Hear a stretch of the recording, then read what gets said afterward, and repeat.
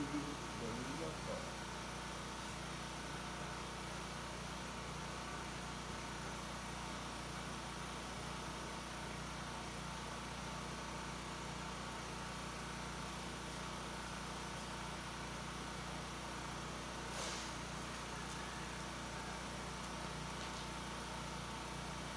We said that our Bible study for the month of September is knowing and doing the will of God. And our Bible reading is taken from the book of Nehemiah, the whole chapter 1 and the whole chapter 2. We also said that our memory verse, yes, is also taken from the same book of Nehemiah, chapter 2, verse 18. All right? Now, we said that there is a difference between knowing the will of God and also doing the will of God. Because some people may know the will of God, but they will not be able to do the will of God. Probably because of their own selfish reasons. We established that last Sunday that there are two wills, two different wills of God. One is called the perfect will and the permissive.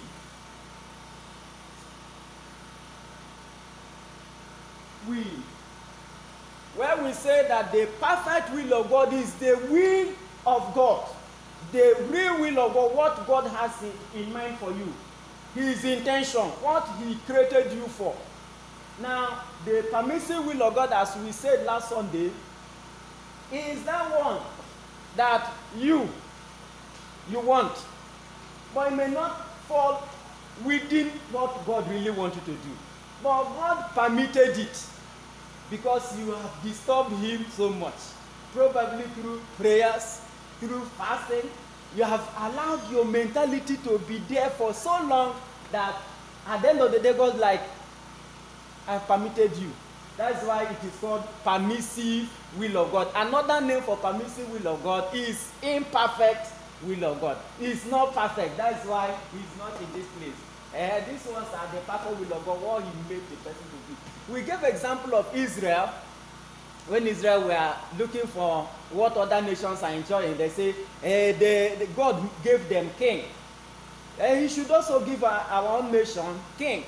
And they worried God so much that He said, okay, go ahead and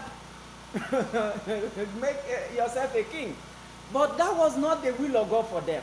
Because God wants the people of Israel, His own people, Himself want to be their king. And not a man-made king. But they desired that they should have a king like other nations. Whenever they will complain like other nations are having their king. We don't have. Let's have our own king. At the end of the day, they got their own king, and they were also punished from the same king that they ordained by themselves. Now, having said that, we established that there are other people in our present generations who maybe because of academic pursuit, they ended up studying a course that if you really ask them very well, you find out that they are looking at it as if they wasted their time. When they now discover the will of God for themselves, they changed. I gave example of the man who designed the largest cathedral that is in Nigeria now, which happens to be the largest in Africa, and some say it's the largest building in the world. He studied architect actually, but he didn't knew that he was going to do it as a pastor. At the end of the day, he continued doing what he was doing, not even as a full-time pastor. Along the line, he started doing it as a full-time pastor. He now knew that his real will, the real will of God for him, is to pastor people. So it's possible for us to be doing what we are doing, thinking that we are doing the will of God, but we are in the wrong place. So it's good for us also when we are picking a course for our children, for us to look at what is the will of God concerning this child. What is the will of God even in our marriages, in our relationship? What's the will of God concerning this relationship I am? I also made us to understand that there are people you are relating with today, those who are still going to marry or singles. You think this person is the will of God for me for marriage. But the will of God in that relationship is supposed to be for you people to just be friends. If you discover that this person, what God wants is not marriage, what God wants for us is just to be friends. And if you people are friends, you will help yourself better. If you people are friends, you won't quarrel the way you people are quarreling because you are only friends. If you people are friends, you will be free to meet this person for help. But when you people now bond together in the name of marriage, you will see how you will distance yourself because of misunderstanding, incompatibility. You begin to discover things that you people are not meant to be together. Are we getting this? So these are the things we need to understand about the will of God. And a question came after the teaching that there are men and women who went into marriage the way it was, that saw this marriage was God's will. They saw this relationship were God's will. Then how come the same people that everybody saw their relationship as God's will or will of God for themselves ended up having divorce? I now told us that in such a situation that you and your wife have seen yourself as the will of God, to be that you're there as there is, you have seen your relationship as the will of God, and your marriage is also as the will of God. There is still something to be done, which is called work. While you are working, there are imperfections in everybody. There are imperfections in a woman, there are imperfections in a man. And by the time you people come together, two of you are coming to work, just like what God told Adam when he was in the Garden of Eden. He placed Adam there to work, to till the garden, to put it in order. So, yes, even though it's God's design and his will is that Adam should be in Eden, Adam was not to be in Eden and fold hands. Adam was not to be in Eden and cross legs. Adam was to be in Eden and to work. It is the work of Adam that perfected certain things. The naming of animals, the tilling of the garden, taking care of the plants was done by Adam, no longer by God. And that's how marriage is supposed to be. Two people coming together, even if they came together as the will of God for themselves to be together, they are there also to work for their marriage to stand. I know of one book they say making marriage work. You have to make this marriage to work. You don't just come and say, this is the will of God for us to marry. No. You also come there to work. One of them is that you have to make sure that you understand yourselves. You understand each other. A man is supposed to understand the wife, and the wife is supposed to understand the man. If there is misunderstanding, even though there is will of God for these two people, definitely they are going to suffer in that marriage. Even when you've discovered your visions in life and it is in line with the will of God, you need to also work hard to keep it. You need to plan. God doesn't plan for us, we plan for ourselves. And in the line of planning for the will of God, you may make mistakes. And when you notice that you have made a mistake, you have to come back to the drawing board and do some amendments. All right? So I want to see also if there are other questions that I didn't take that day, because I said, because of time that day, we will take the question today. So look at other things I said last Sunday that maybe I didn't touch the way you wanted it to be touched. And you had that hanging question there. And I am here today. Let us look at them and trash them. The woman who taught us this past Smedan teaching or seminar here in Oka, she studied engineering. The woman. Those who did accounting, business admin, business studies, they can testify that the woman was teaching more than those professors in that course. But she did engineering. What am I saying? When you find yourself where you belong to, you won't struggle.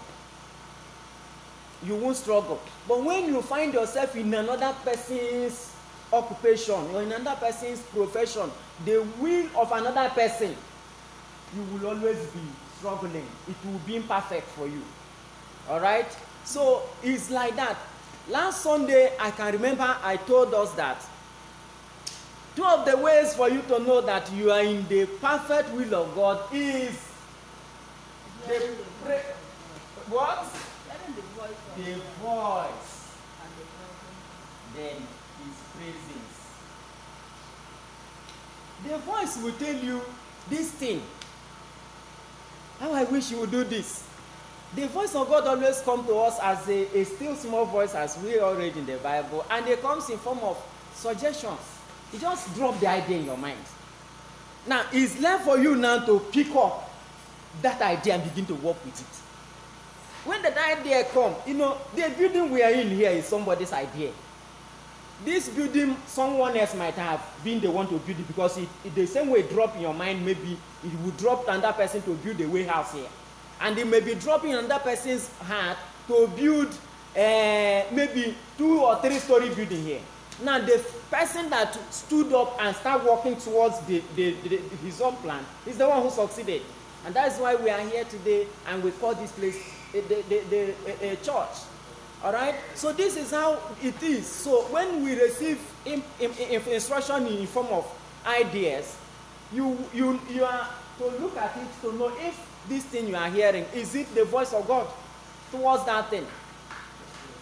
This information that I'm receiving that don't allow me to sleep well, is it God's voice?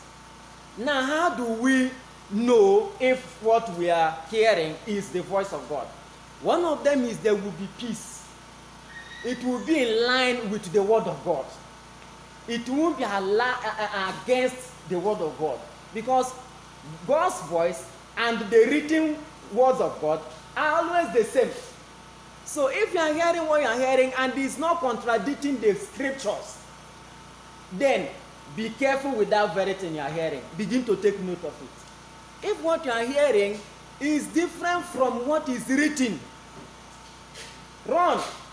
Because if you continue, you won't have peace. You won't have peace. God gives peace, because wherever he sends his word, he adds his peace. And his peace comes because of his presence. So as you are moving, the presence of God will be like what guides you, what directs you, what protects you, because you must be facing some other attacks. These attacks mustn't be in form of human or physical attacks. Sometimes another idea, a contradicting idea will come, expecting you to drop the former one. Now, if these things are going like this, remember the first voice you had. Don't forget. And if God is still with that voice, he won't change. He said, I change it not. Then his presence will be with you. Remember when they were moving out of Egypt to Israel, or the promised land, the Israelites moving out of Egypt to the promised land, there reached a time when Moses said to God, if your presence, to tell you how important the presence of God is, when they have heard the voice of God, they are on their journey now moving out. But they began to sense that God is, the way we are moving, the presence of God is not with us. So Moses said, we will tarry here. And if your presence is not going with us, now here we go there. The match break. Sometimes in our life we need to be doing like that. That we are walking in the voice of God and in the perfect will of God does not mean that we should run away and outrun God. And take it as if we know the road already. Mommy, I can copy your vision and dreams and everything. If I am not the owner of that vision, along the line of execution, I may have problem. But you that receive the vision from God, If there is any challenge, you have to meet the one who gave it to you, and he will address it for you. Say, this is it. But me that copied from you, when that voice is not giving me more instruction, that is why you see so many uncompleted projects, so many visions that died along the way, because the owner of the vision is not with the person who is carrying the vision. It's possible for us to know the will of God part time in anything we do. I made us to understand that somebody is living in abundance doesn't mean, because the other one called the adversary can also give money. He can give wealth. He can even give children. The problem now is the longevity of these things. Can they last? How long are they going to sustain? Because the real owner is fake, and what he can give is always fake. So we need to know that God's own thing, whenever if it is God's something, it will last. Sometimes even outlast the owner. The children will take over from there. And the children will take over. Imagine since how many years now? We are talking about 2,000 years when Christianity started. There are other religions that have come and gone.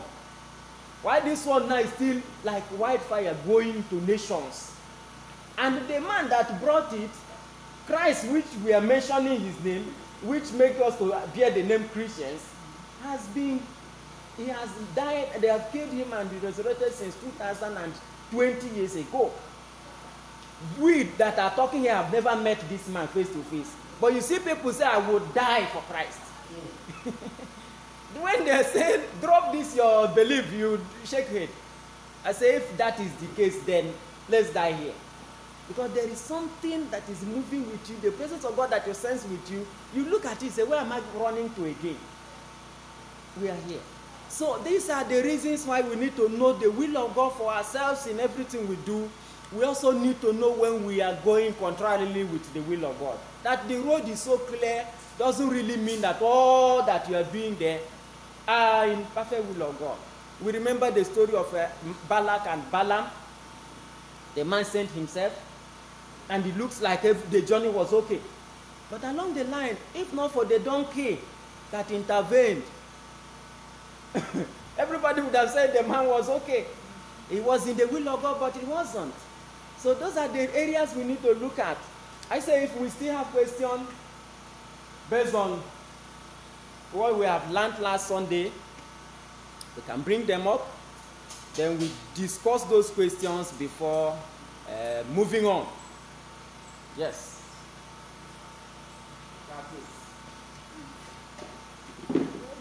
Hallelujah. My own question is, we are talking about perfect and Imperfect will. imperfect will of God. I can see that these two words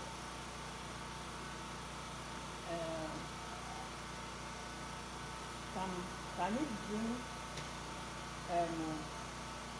or can it make that person or that plan or that vision that is come to that perfect will of God? Can this imperfect? Perfect and imperfect. Can it bring that vision to come to pass? come If one put the two together, okay, or if one is with a separate, maybe perfect, no, if one combine them together. All All right. But I can see that in this world that we are, because we don't know anything. Yes. Eh? We don't really know We can much. jump into the perfect way. We can jump Into the imperfect. And another one. Sometimes perfect again. You understand? Thank you so much, So man. I want to know Understand if the two. and understand it very All well. right. What she is saying is this. Looking at it is like this. Yeah. This is the journey. Yes.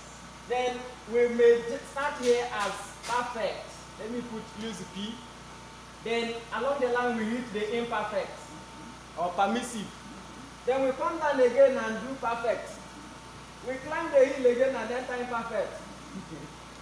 Continuously like that. And that is exactly what describes the journey that we are into this world. Because it's like a blind man. But I want to tell you, Mommy, that there are people who are not struggling in this type of journey.